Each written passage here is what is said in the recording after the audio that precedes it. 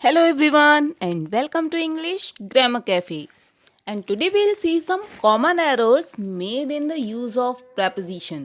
तो आज हम देखेंगे कुछ ऐसे एरर्स, कुछ ऐसी गलतियां जो अक्सर लोग preposition के यूज़ में कर देते हैं और ऐसे क्वेश्चंस लगभग हर एग्ज़ाम में पूछे जाते हैं. मीन्स ग्रेड 1 से लेके ग्रेड 12 तक और मोस्टली हर कॉम्पिटिटिव एग्जाम में इस तरीके के क्वेश्चंस होते हैं. So let's discuss our first sentence. We discussed about the matter. तो क्या लगता है आपको यहाँ पर क्या गलती है? हमने इस मामले के बारे में डिस्कस किया. तो about the matter, we discussed about the matter. See, यहाँ पर अबाउट रॉन्ग है. डिस्कस के बाद कोई प्रपोजिशन नहीं आती है. करेक्ट सेंटेंस होगा we discussed the matter. No preposition. Now let's see the next one. We ordered for some food. अब यहाँ क्या गलती है? भाई हमने कुछ खाने के लिए ऑर्डर किया, लेकिन अगर order as a verb use की जाती है तब उसके बाद कोई preposition नहीं आती. तो करेक्ट सेंटेंस होगा We ordered some food. अब यहाँ मैं आपको एक बात बताना चाहूँगी कि अगर ऑर्डर को एज अ नाउन यूज़ किया जाए तब उसके बाद फॉर आएगा. For example, we gave an order for some food. अब यहाँ फॉर आएगा. क्यों? क्योंकि मैंने ऑर्डर को एज अ नाउन यूज़ किया है और वर्ब है gave. So we ordered some food and we gave an order for some food. Now let's see the next one.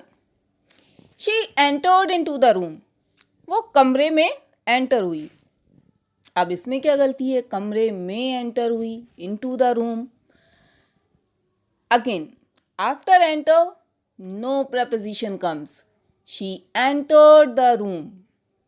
और अगर आपको in और into के बीच का डिफरेंस समझना है तो मैंने एक सेपरेट वीडियो बनाया हुआ है, आप उसे देखिए और आपको ये अंतर समझ में आएगा. लेकिन फिर भी शॉर्ट में मैं आपको बता देती हूँ कि अगर एक मोशन हो रहा है तब हम इनटू यूज़ करते हैं, like she jumped into the water. और अगर हम कहते हैं कि वो कमरे में है तो she is in the room, क्योंकि यहाँ कोई मोशन नहीं हो रहा है. So that is the difference between in and into. लेकिन एंटर के बाद तो कुछ भी नहीं आना है, ना इन और ना into. She entered the room. Let's see the next one. What is the time in your watch? भाई तुम्हारी घड़ी में क्या बजा है? सही तो लग रहा है, क्या गलत है? नहीं, यहाँ पर इन गलत है.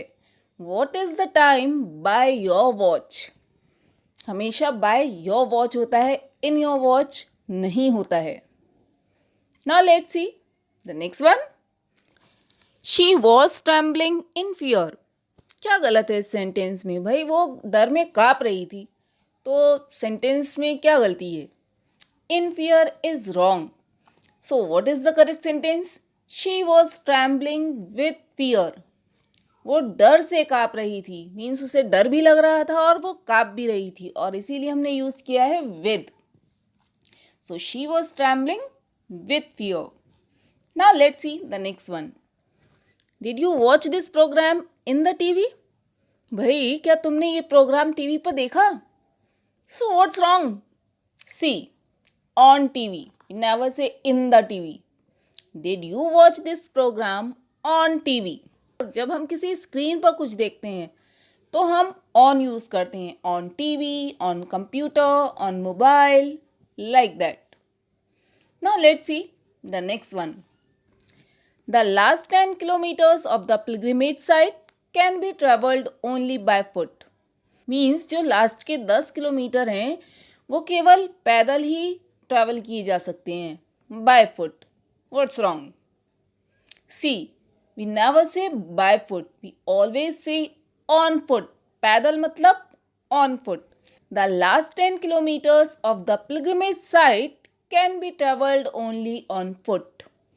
ऑन फुट मीन्स पैदल. इसे तो आप ऐसे ही याद रख लीजिए, ऑन फुट मीन्स पैदल. बाय फुट तो कुछ होता ही नहीं है. Now let's see the next one. Sit besides मी. मेरे पास बैठो. अब यहाँ क्या गलती है? See, there are two words beside and besides, and both the words have different meaning. Besides means in the addition to. सो यहाँ पर besides मीन्स होता है के अलावा, तो यहाँ ये गलत प्रपोजिशन है. सही वर्ड है beside.